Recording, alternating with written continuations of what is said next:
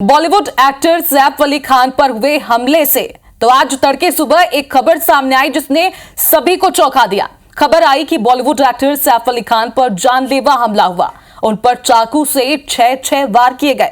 खुलासा हुआ कि यह घटना चोरी को अंजाम देने की नीयत से चोरों ने किया, जिसके बाद महानगरी मुंबई से लेकर देश भर में यह घटना चर्चा का विषय बन गई है। तो चलिए सबसे पहले आपको एक रिपोर्ट दिखाते हैं और बताते हैं कि आखिर ये पूरी घटना हुई कैसे।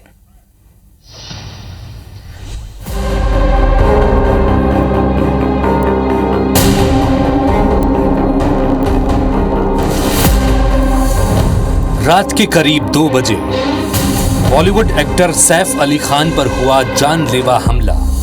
सैफ पर चाकू से किए गए कई वार। बॉलीवुड एक्टर सैफ अली खान लहूलुहान। जी हां, बॉलीवुड एक्टर सैफ अली खान पर चाकू से हमला हुआ है, वो भी उनके अपने घर में। दरअसल सैफ अली खान अपने बांद्रा स्थित घर में सो रहे थे। देर रात अचानक घर में चोर घुसा, जिस पर सबसे पहले नौकरानी की नजर पड़ी। इसके बाद चोर वहां मौजूद नौकरानी से बहस करने लगा। बहसबाजी की आवाज सुनकर वहां सैफ पहुंचे और चोर को शांत कराने की कोशिश करने लगे, लेकिन वो सैफ पर ही भड़क उठा। इसके बाद गुस्से में उसने सैफ पर चाकू से 6 वार कर दिए और सैफ को बुरी तरह जख्मी कर दिया। जख्मी हालत में सैफ अली खान को लीलावती अस्पताल में भर्ती कराया गया। रिपोर्ट सामने आई कि सैफ अली खान की गर्दन के पास चाकू लगा है। गर्दन के पास चाकू के 10 सेंटीमीटर के निशान हैं। हाथ और पीठ पर भी गहरे जख्म हैं। सवाल ये कि जब सैफ पर यह हमला हो रहा था तो सैफ कहां थे? तो जवाब है कि सैफ के पास ज्यादा बॉडीगार्ड नहीं है, कारण उन्हें बहुत ज्यादा खतरा नहीं है। जो बॉडीगार्ड हैं भी तो वो भी रात के समय घर में नहीं रहते। सवाल ये भी है कि सैफ मुंबई के सबसे सुरक्षित इलाके की बिल्डिंग के 11वें फ्लोर पर रहते हैं, तो इतने ऊपर चोर कैसे घुसा? घटना के सामने आने के बाद हर कोई यही सवाल कर रहा है कि जब सैफ अली खान पर हमला हुआ उस वक्त सैफ की वाइफ करीना कहां थी? ऐसा दावा किया जा रहा है कि जब सैफ पर अटैक हुआ उस वक्त करीना अपनी गर्ल्स गैंग के साथ पार्टी कर रही थी। कुल मिलाकर इस घटना ने सुरक्षा को लेकर फिर सवाल खड़े कर दिए हैं। मुंबई में सेलिब्रिटी को धमकी और हमले की यह तीसरी वारदात है।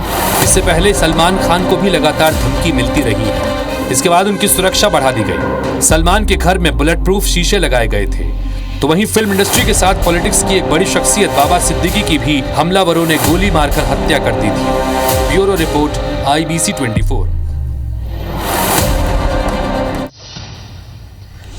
तो बॉलीवुड एक्टर सैफ अली खान पर बुधवार को देर रात हुए हमले के बाद जहां एक ओर उनका उपचार चल रहा है तो दूसरी ओर महाराष्ट्र में सुरक्षा को लेकर पक्ष और विपक्ष के बीच जमकर वार पलटवार हो रहा है।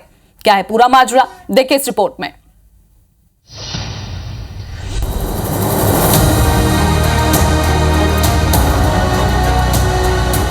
कहाँ है लॉ एंड ऑर्डर? कहाँ है हमारी गृह मंत्री? इतने बड़े बड़े देश के सेलिब्रिटीज को भी भारतीय जनता पार्टी की डबल इंजन की सरकार सुरक्षा नहीं दे सकती। बॉलीवुड एक्टर सैफ अली खान पर बुधवार देर रात हुए हमले के बाद उन्हें मुंबई की लीलावती हॉस्पिटल में एडमिट किया गया, जहां उनका इलाज चल रहा है। देर रात हुए घातक हमले में एक्टर के गले, पीठ और गर्दन समेत 6 जगहों पर गंभीर घाव हैं। डॉक्टर्स ने सैफ की सर्जरी कर दी है। फिलहाल उनकी हालत खतरे से बाहर बताई जा रही है। मिस्टर सैफ अली खान का ऑपरेशन अच्छे से हो गया है। उनका न्यूरो सर्जरी और प्लास्टिक सर्जरी दोनों कंप्लीट हुआ है और उनको ऑपरेशन थिएटर से हमने ICU में शिफ्ट किया है। सैफ पर हमले के बाद से पुलिस मामले की जांच में जुट गई है और मुंबई पुलिस और क्राइम ब्रांच की 15 टीमें बनाई गई हैं।